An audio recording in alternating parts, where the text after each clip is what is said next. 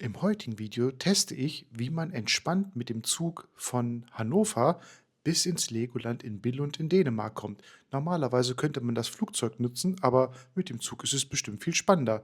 Ich bin dazu ab dem Hauptbahnhof Hannover gefahren mit einem ICET in der ersten Klasse. Dann bin ich in Flensburg umgestiegen und habe zwei dänische Intercity-Züge genommen. Ich zeige euch beide Züge bzw. alle drei Züge im Detail und zeige euch dann, wie ihr ab Weile mit dem Bus die letzten 20 Minuten zum Legoland schafft. Viel Spaß! Hi Leute, herzlich willkommen zu einem neuen Video. Sehr, sehr schön, dass ihr wieder dabei seid. Ich bin gerade an meinem Heimatbahnhof Neustadt und heute habe ich eine etwas längere Tour vor. Ich möchte nämlich herausfinden, wie man mit dem Zug zum Legoland nach Billund in Dänemark kommt. Billund, also das Legoland, hat keine Bahnanbindung, dafür aber einen Flughafen. Und ja, mit dem Flugzeug hinzufliegen wäre zu einfach. Deswegen fahre ich jetzt mit dem Zug und wir fahren zu dem Ort Weile. Weile ist nämlich der nächstgelegene Bahnhof und von dort aus gibt es immer Bustransfers zum Legoland Billund. Eigentlich wollte ich jetzt schon in meinem Regionalexpress nach Hannover sitzen. Der hat aber leider 20 Minuten Verspätung. Daher nehme ich gleich die S-Bahn, um dann in Hannover meinen ICET zu bekommen. Ich bin schon gespannt, ob der voll sein wird. Es ist ein ICE Sprinter, der könnte wahrscheinlich voll sein. Laut Bahnangaben ist er aber leer. ICET bin ich lange nicht gefahren und den finde ich sehr schön. Da sehen wir es nochmal, RE8 hat leider über 20 Minuten Verspätung. Daher nehme ich einfach die S-Bahn, die S2, um pünktlich bei meinem ICE in Hannover zu sein. Dann sehen wir uns gleich am Bahnsteig 7 in Hannover wieder, wenn er von dort aus denn wirklich fährt. Ich bin nun gut am Hauptbahnhof angekommen. Ich stehe an der Rolltreppe zu Gleis 7 und 8. Eigentlich wollte ich heute mal faul sein. Ihr seht, hier wird irgendwas repariert. Dann muss ich laufen.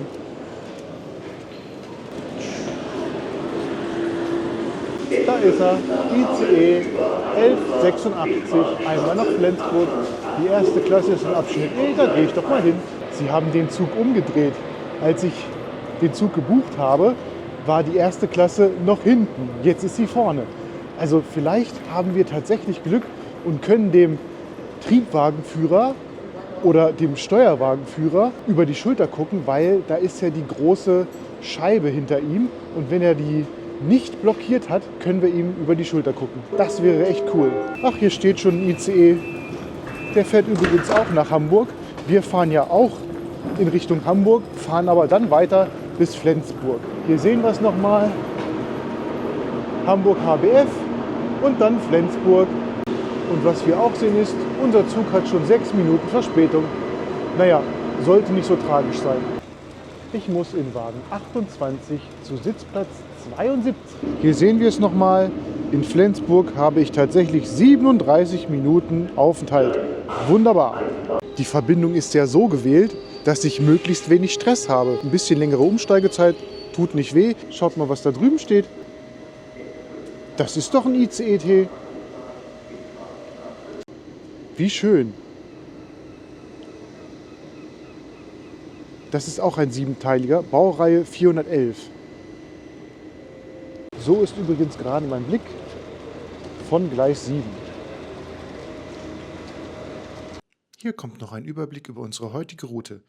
Wir starten am Hauptbahnhof von Hannover und nutzen den ICET in der ersten Klasse, um in Richtung Norden zu fahren. Wir fahren tatsächlich an Hamburg vorbei und fahren bis nach Flensburg. In Flensburg nutzen wir dann den dänischen Intercity, um nach Fredericia zu kommen. So, einmal an der Ostsee vorbei. Da ist schon Fredericia. Und ab Fredericia nutzen wir den Intercity Lynn, um nach Weile zu kommen.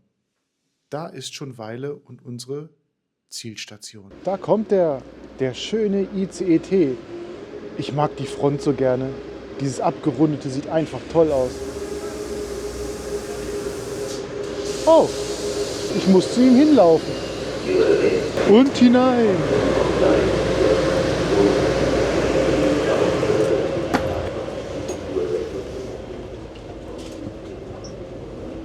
Ach ja, ist ja alles frei hier. Nehmen wir doch mal den hier. Ja, ich nehme den hier.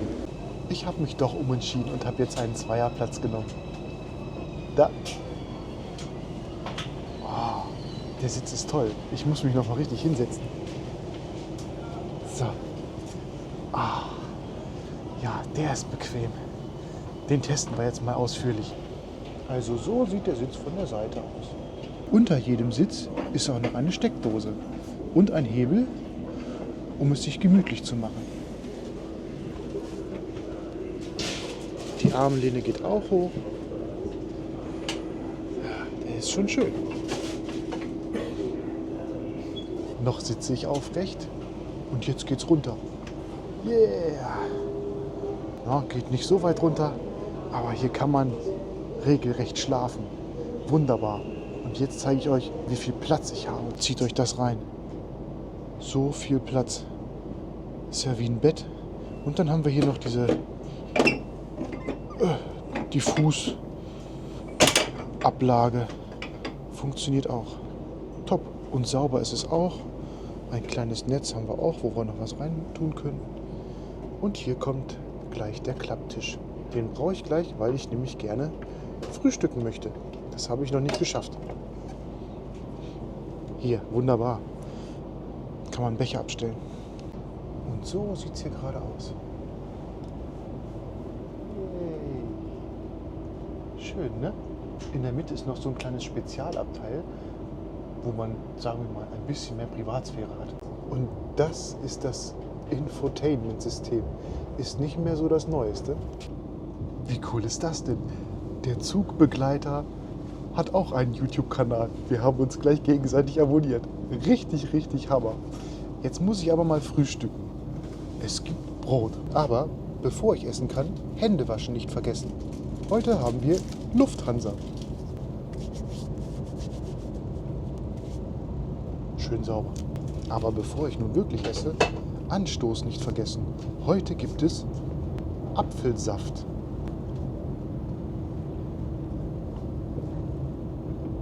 Prosit auf eine schöne Fahrt nach Dänemark. Also das Zugpersonal ist der Hit. Gerade kam noch eine Dame aus dem Bistro und die sagte, ja, bestell doch noch mal was. Ich sag so, ich kann doch jetzt nicht einen halben Liter Bier trinken. Es ist zwar noch viel zu früh, aber das wird schon gehen. Erstmal loggen wir uns im WLAN-Portal ein. Wir wollen ja, dass das Bier geliefert wird. Also das WLAN wurde schon angezeigt. Klicken wir mal rein. iceportal.de eingeben. Klick. Yay, wir sind drin. Na, wie schnell sind wir? 163 km/h, das ist langweilig. Unsere Höchstgeschwindigkeit wird auf dieser Strecke gerade mal 200 km/h sein. Mal gucken, ob ich die einfangen kann. So sehen die 163 km/h aus.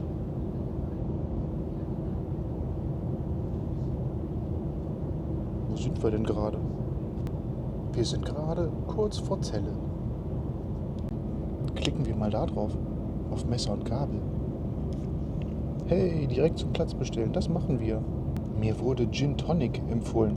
Ich mag aber weder Gin noch Tonic. Oh, aber stolzer Preis, 11 Euro. Hier, Starnberg Hell. Das ist lecker. Das bestelle ich mir jetzt. Nee, doch nicht. Ich nehme Erdinger Weißbier. Und? Checkout? Wagennummer 28. Und Sitzplatz 36. Wo werden Sie aussteigen? Ganz weit später. In Flensburg. Und Bestellung anfragen. Yay, mal gucken, was los ist. Werde ich meinen Weizen bekommen? Normalerweise muss ich ja irgendeine warme Mahlzeit im ICE bestellen. Zum Beispiel im ICE 4 habe ich Chili con Carne gegessen, dann im ICE 3 Neo Currywurst. Das war übrigens beide sehr lecker. Aber jetzt ist es echt zu früh. Wir haben gerade mal 8:48 Uhr. Da trinke ich lieber nur was, da möchte ich noch kein warmes Essen haben. Aber da ich schon mein Handy mit WLAN verbunden habe, mache ich doch mal einen Speedtest. Und los geht's. Naja.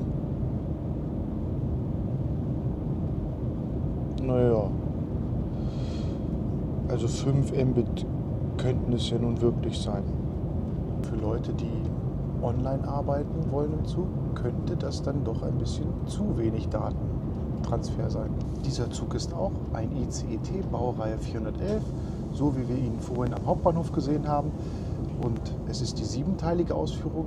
Dieser Zug wurde gerade mal bis 2005 gebaut, also der ist schon ein bisschen betagter, weil wir haben ja jetzt 2026. Ne? Und das T steht für Triebwagen, aber man kann es auch für Tilt benutzen. Tilt heißt ja neigen und dieser ICE-T verfügt über Neigetechnik. Soll heißen, er lehnt sich richtig schön in die Kurven, damit er ein bisschen schneller durch die Kurven fahren kann.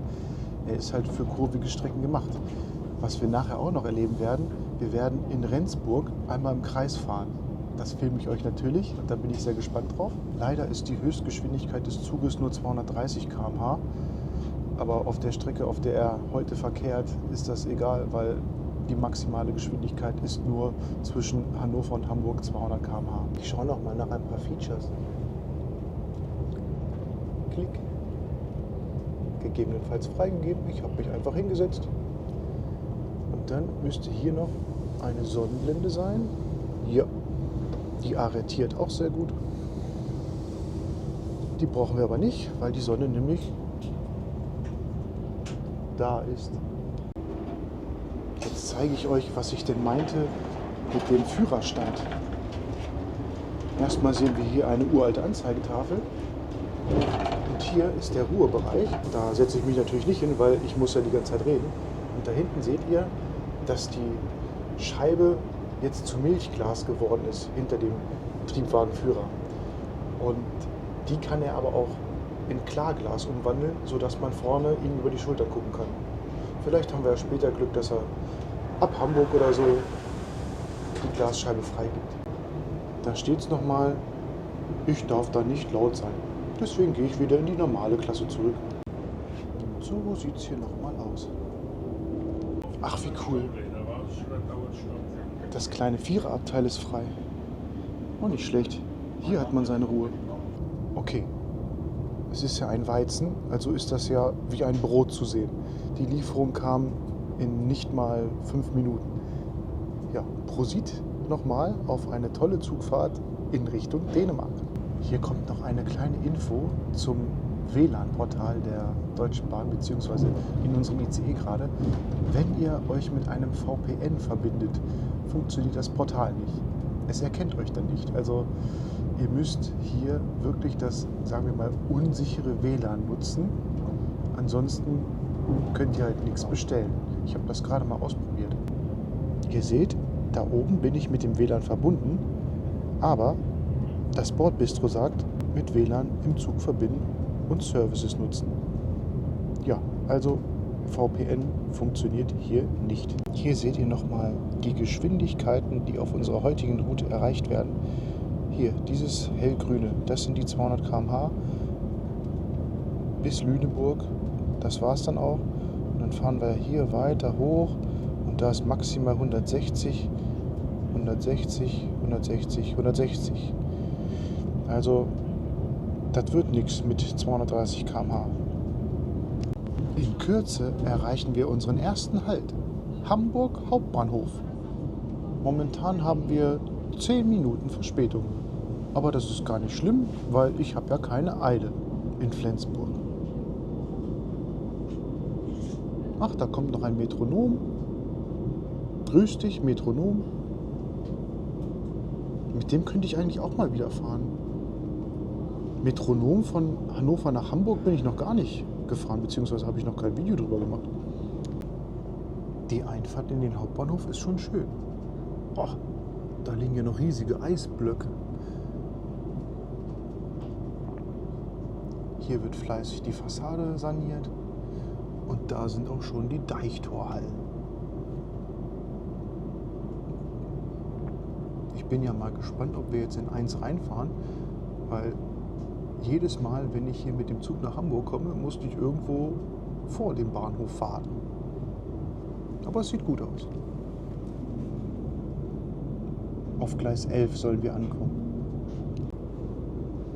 Wir verfolgen den Metronom. Und dahinter kommt noch ein ICE 4 raus.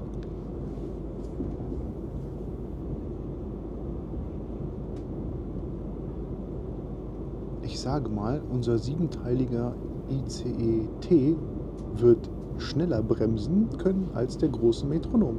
Ach, da ist noch ein ICE 4. Einfahrt in Hamburg Hauptbahnhof. Die Bahnsteige hier sind wirklich eng.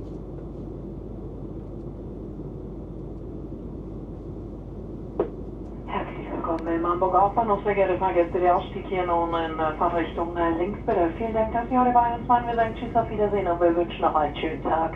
Dear passengers, welcome to Hamburg Central Station. The exit here is on the left-hand side of travel. Thank you for being with us. Take care and goodbye.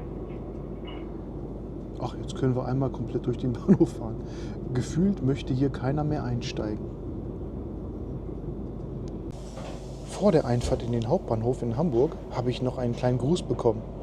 Wunderbar, die Schokolade mag ich sehr gerne. Dankeschön. Und weiter geht's. Wir wollen ja einmal komplett durch den Hamburger Hauptbahnhof fahren. Na, hier hinten ist nicht mehr so viel los. Ich sitze hier auch ganz vorne. Genau beim Steuerwagen bzw. Triebwagen. Das ist jetzt auch eine spannende Frage. Ist das hier beim ICE-T nur ein Steuerwagen oder ist das auch gleichzeitig ein Triebwagen?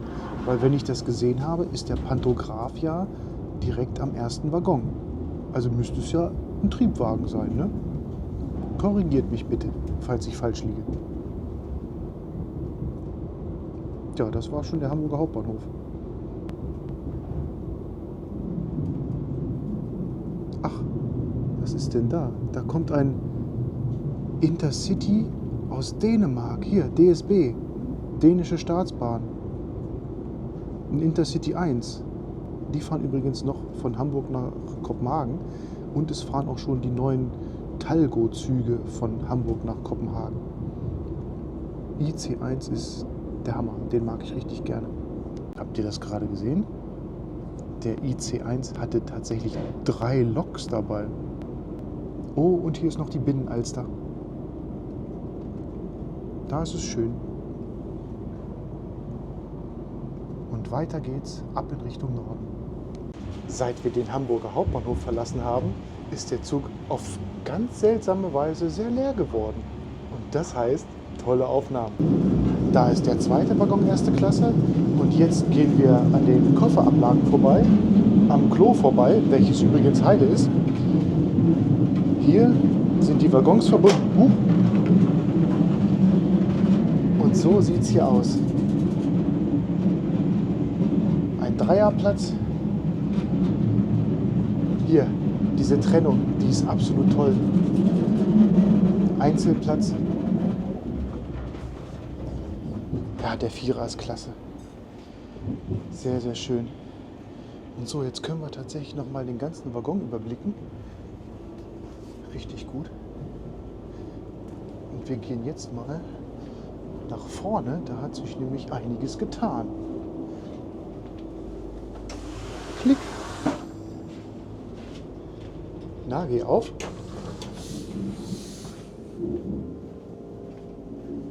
Wir können dem Triebwagenführer über die Schulter schauen. Er hat die Scheibe freigegeben. Wunderbar.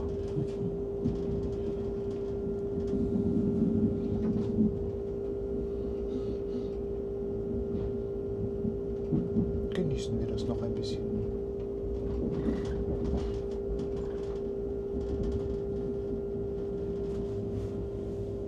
Da seht ihr den Unterschied.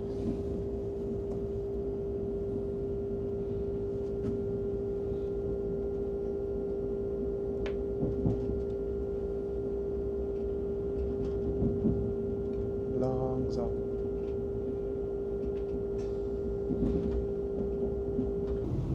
Und so sieht die Vegetation kurz vor Neumünster aus. Wir sind hier gerade im Norden, in Schleswig-Holstein. Und hier wachsen ganz viele Windräder. Wir fahren gerade unsere Höchstgeschwindigkeit, 160 km/h. Mehr ist nicht mehr erlaubt, wie wir ja vorhin gesehen haben. Aber es ist halt schön. Ihr hört, dass dieser Zug wunderbar leise ist. Ich genieße die Fahrt sehr. Worauf ich richtig gespannt bin, das habe ich bestimmt vorhin schon mal gesagt, ist der Kreisel in Rendsburg. Da kann unser ICET mal zeigen, wie seine Neigetechnik funktioniert. Gleich geht's los. Wir nähern uns der Rendsburger Schleife. Und los geht's. Ihr seht, dass wir schon wesentlich höher sind. Gleich kommt die Hochbrücke. Okay, gleich ist übertrieben, es geht ja schon los. Genießen wir den Ausblick.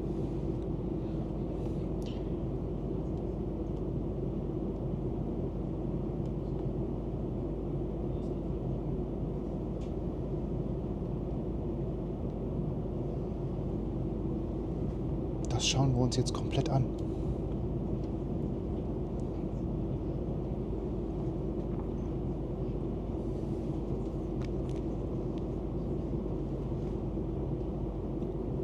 Unter uns ist nun der Nord-Ostsee-Kanal. Und das Witzige an dieser Hochbrücke hier in Rendsburg ist, unter ihr ist eine Schiffsbegrüßungsanlage. Weil hier fahren, glaube ich, riesige Kreuzfahrtschiffe lang, wenn die aus der Reederei kommen. Und wir sind über dem Nord-Ostsee-Kanal. Wunderbare Aussicht.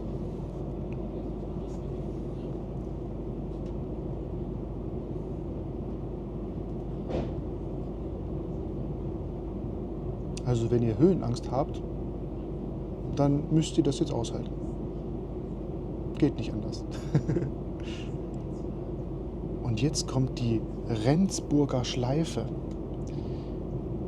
Das ist ein Aufstieg, damit man über die Brücke fahren kann.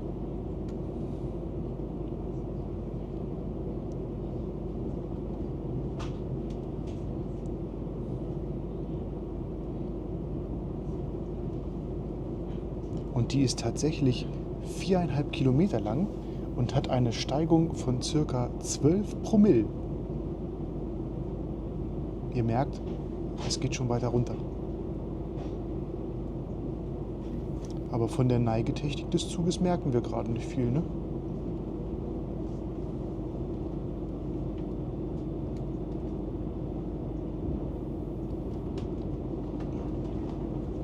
Wir fahren genau 60 km/h.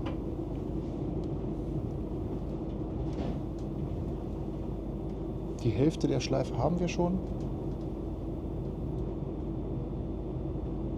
Eine große Kurve kommt noch.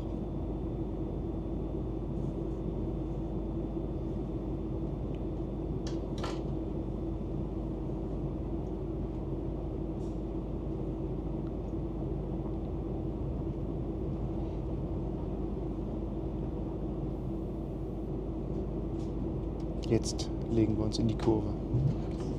Obwohl doch, man merkt das. Der Zug steht gefühlt schräger, als man das von anderen Zügen kennt. Ich weiß nicht, ob man das erkennt, aber ich nehme es gerade durchaus gut wahr.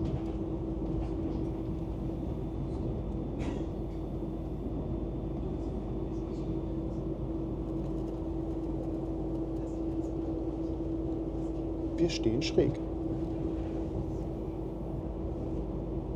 Mal gucken, wie weit ich nach vorne komme. Ne, da sehe ich leider nichts. Und hier kommt die Sonne und begrüßt uns. Und hier sehen wir nochmal den Nord-Ostsee-Kanal und die Rendsburger Hochbrücke von unten. Ja, jetzt kommt sie nochmal besser. Da ist sie, die schöne Hochbrücke. Schon ein starkes Bauwerk. Können die Bäume bitte weggehen? Ja, da ist sie. Da erkennen wir sie richtig gut. Mach's gut, Hochbrücke.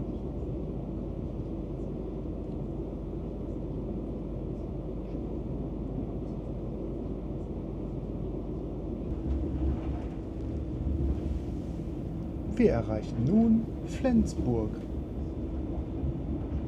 Unglücklicherweise hat der Triebwagenführer gerade die Scheibe wieder zu Milchglas gemacht. Oh. Der Bahnsteig ist in Fahrtrichtung rechts. Das wäre cool gewesen, wenn ich die Einfahrt hier im Bahnhof durch den Führerstand hätte filmen können. Und hinaus! Schauen wir uns unseren schönen ICE-T nochmal von vorne an.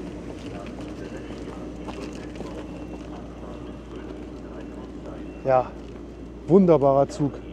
Das war eine richtig tolle Fahrt. Mach's gut, lieber ICE-T. Ja, ich darf es sagen, wir sind perfekt pünktlich. Das hätte ich nicht erwartet. Wunderbar gemacht. Das war eine super Zugfahrt. Sitzkomfort gigantisch in diesem ICE-T. Das Zugpersonal war auch der Hit. Ich konnte vorne aus dem Triebwagen rausfilmen. Also besser geht's nicht. Jetzt geht's aber natürlich weiter. Wir müssen ja noch ein paar Orte weiter. Wir müssen ja noch nach Weile.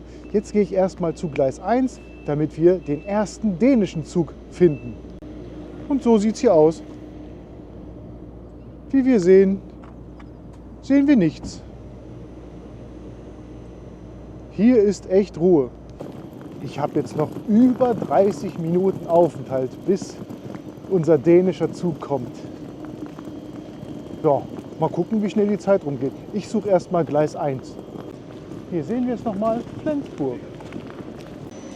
Unser ICE-T kam ja von Frankfurt und er fährt wieder zurück nach Frankfurt. Und hier sehen wir die Ankunftszeit Intercity 5765 von Fredericia. Ja, mein Zug wird wahrscheinlich von Fredericia kommen, aber ich möchte nicht bis 20 Uhr warten. Und hier geht's runter. Fahrstuhl für Leute, die nicht so gut laufen können, gibt's auf der anderen Seite. Da ist er. Sehr, sehr gut. Einmal Gleis 1, bitte. Gleis 1 da entlang. So sieht der Tunnel hier aus. Okay, Gleis 1. Hier geht's hoch.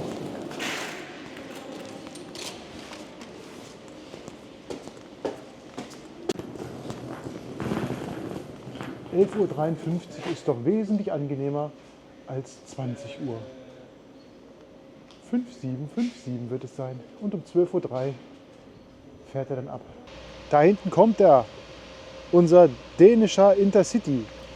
Die Gumminase. Ah, es ist ein IC3, ein DSB MF. Grüß dich. Ja, das ist der dreiteilige. Und die erste Klasse ist hinten. Schön. Wunderbar. Ich stand wohl ein kleines bisschen zu weit vorne. Hier sehen wir nochmal die mächtige Gummikopplung. Die kann man aufblasen, wenn ich mich richtig informiert habe. Und sie ist sogar schon geflickt. Und hinein.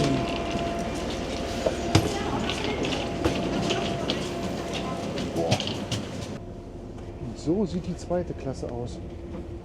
2+2 Konfiguration. Sieht auch schon sehr bequem aus. Wunderbar. Yeah. Cool. 2+1 Konfiguration. Wunderbar. Was haben wir hier noch für einen Bereich, der abgesperrt ist? Geht nicht auf? Doch.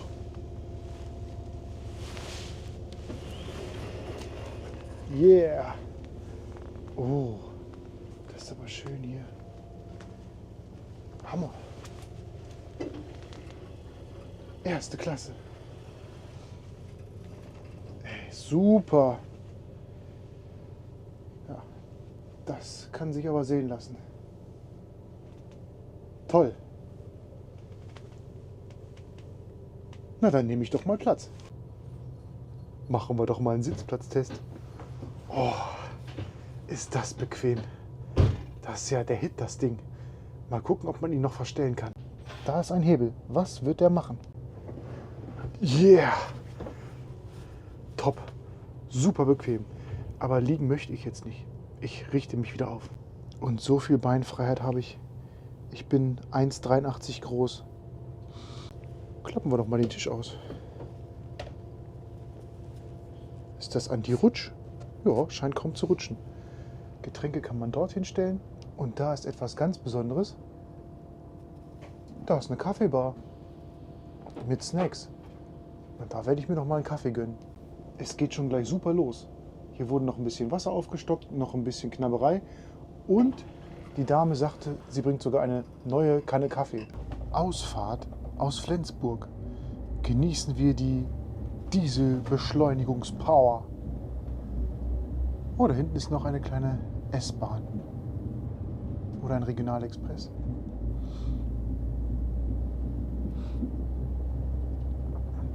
Naja, beschleunigt ja gar nicht so schlecht.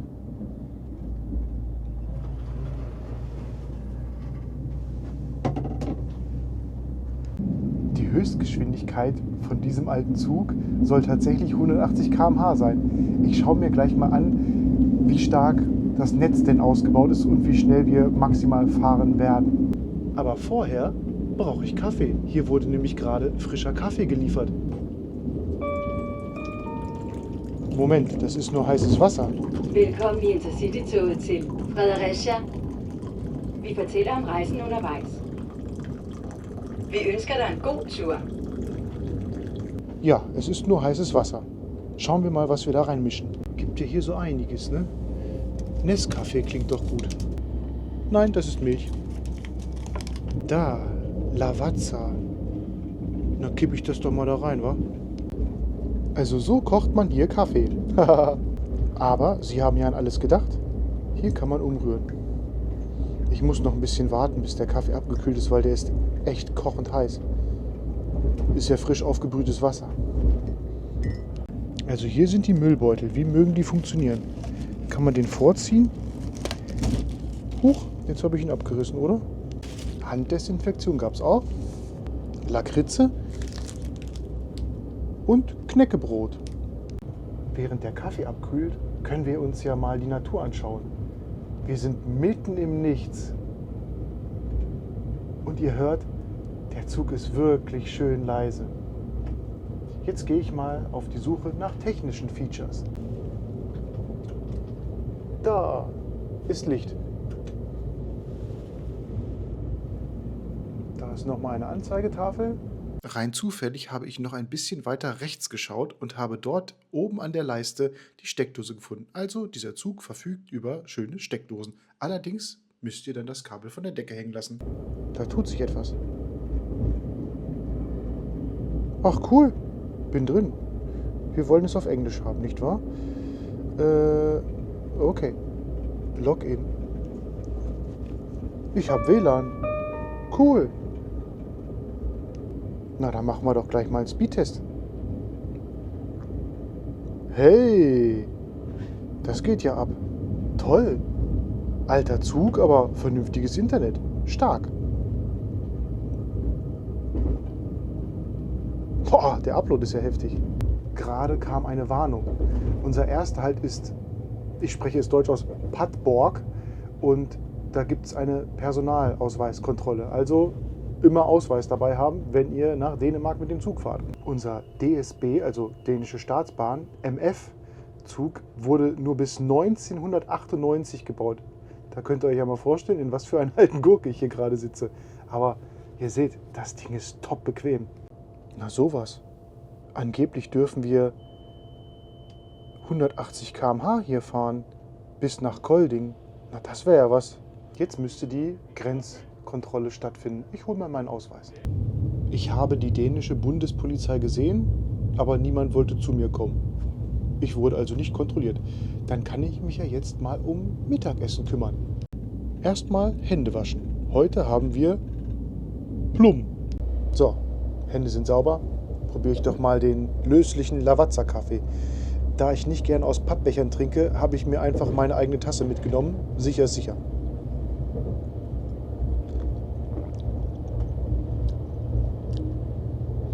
Das ist aber dünn.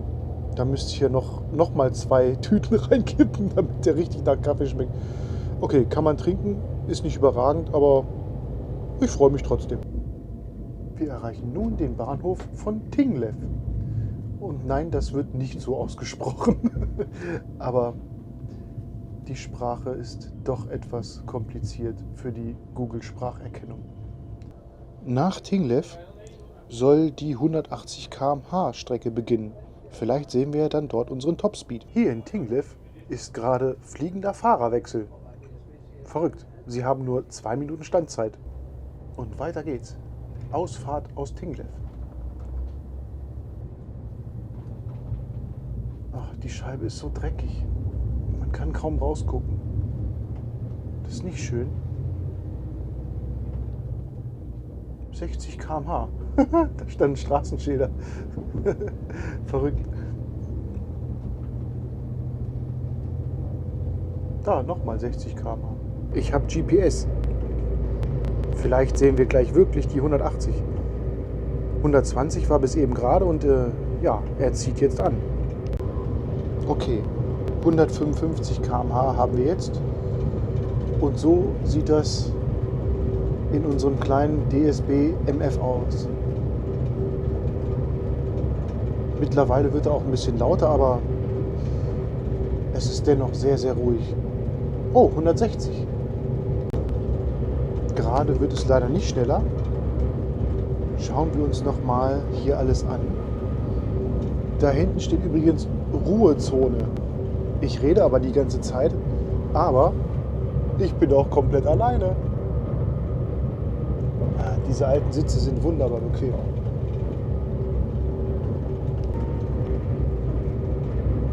Næste station, Røde Kro. Die 150 km/h wirken in dem alten Dieselzug sehr, sehr schnell.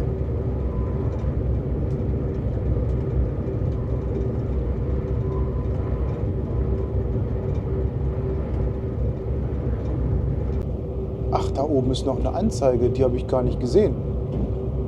Und hier seht ihr es nochmal, stille Zone. Der Nebel ist so dicht, man sieht gar nichts mehr. Wow. Okay, wir sind ja auch hier rechts ganz nah an der Ostsee. Ja, wir sehen Wasser und ganz viel Nebel. Wunderbar. Gleich muss ich schon aussteigen, dann ist Fredericia. Und wenn ich Glück habe, kommt mein Zug genau auf dem gegenüberliegenden Gleis. Jetzt macht er nochmal Power. Und schon ist das Wasser wieder vorbei. Mann, ist das grau heute. Mit Sonnenschein gestartet, mit Nebel ankommen. Das war's leider schon in diesem schönen alten Zug. Da hinten geht's raus. Falls ihr Lust habt, mich zu unterstützen, werdet doch Business Class Mitglied auf meinem Kanal. Dann seht ihr dieses Video schon 2 Wochen, nachdem ich es aufgenommen habe. Weil ich bereite immer Videos vor und es kommen ja nur alle 2 Wochen neue Videos von mir. Mehr schaffe ich halt leider nicht. Und dann seht ihr alle Videos, die ich schon vorbereitet habe, sofort. Vielen Dank für eure Unterstützung. Und so sieht der Eingang aus.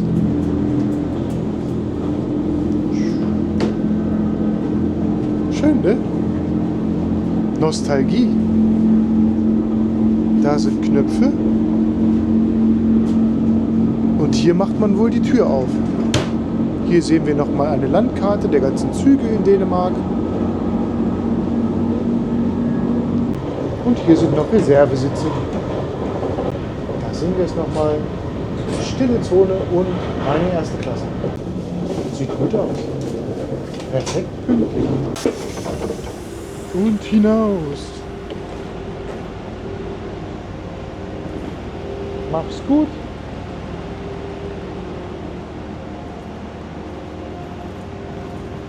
Ich muss gar nicht so weit laufen. Ich bin schon am richtigen Gleis. Da ist er. ICL 43 nach Skanderborg über Weile. Perfekt. Jetzt muss ich nur wissen, wo die erste Klasse ist. Das steht darunter. Abschnitt B. Abschnitt B gefunden. Hier ist noch eine schöne Anzeigetafel. Die sehen wirklich gut aus. 13:38 Uhr soll es weitergehen. Da ist ein neuerer dänischer Zug. Das ist der IR4. Warum 4? Weil er in Vierfachtraktion fährt. Aber der fährt sogar mit Strom. Ach, da kommt er schon. Intercity Lyn. Lyn heißt Blitz. Som det ser ud lige nu, så er det fortsat første mulighed for at komme mod Odense og København. Med toget yderligere forsinket, så kan du... Auch Dieselzug. So, erste Klasse bitte. Ich sehe sie nicht. Wo ist die erste Klasse? Ist die mittendrin? Da.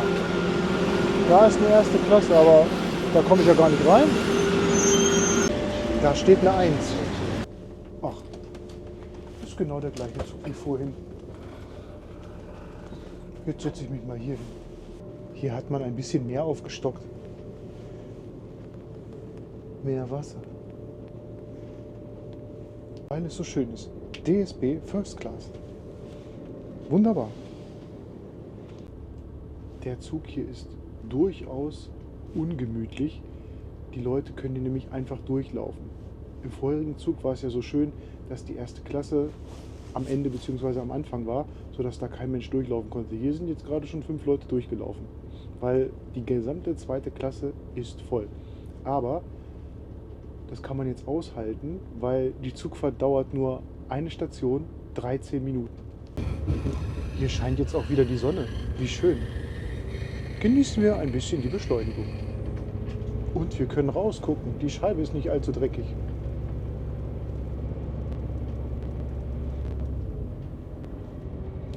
Die beschleunigen schon nicht schlecht, die kleinen Dieselzüge hier.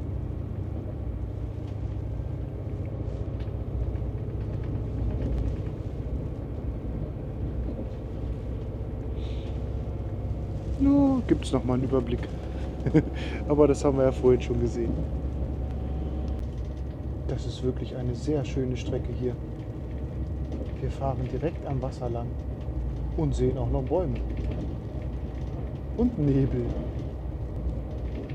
Næste station, Vejle. Ihr habt's gehört. Weile, da muss ich schon raus. Von Weile geht's ja noch weiter. Da zeige ich euch nämlich, mit welchen 2 Bussen ihr zum Legoland kommt. Da gibt es nämlich die Linie 43 und 143 und die fahren ca. 20 bis 30 Minuten und schon seid ihr am Legoland. Oh wow, was ist das denn für eine riesige Brücke da hinten?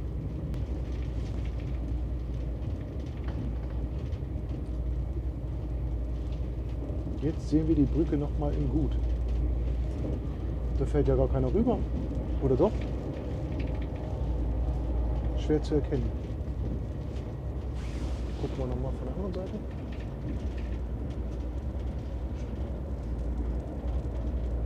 Nee. Ach doch, da hinten kommt ein Auto.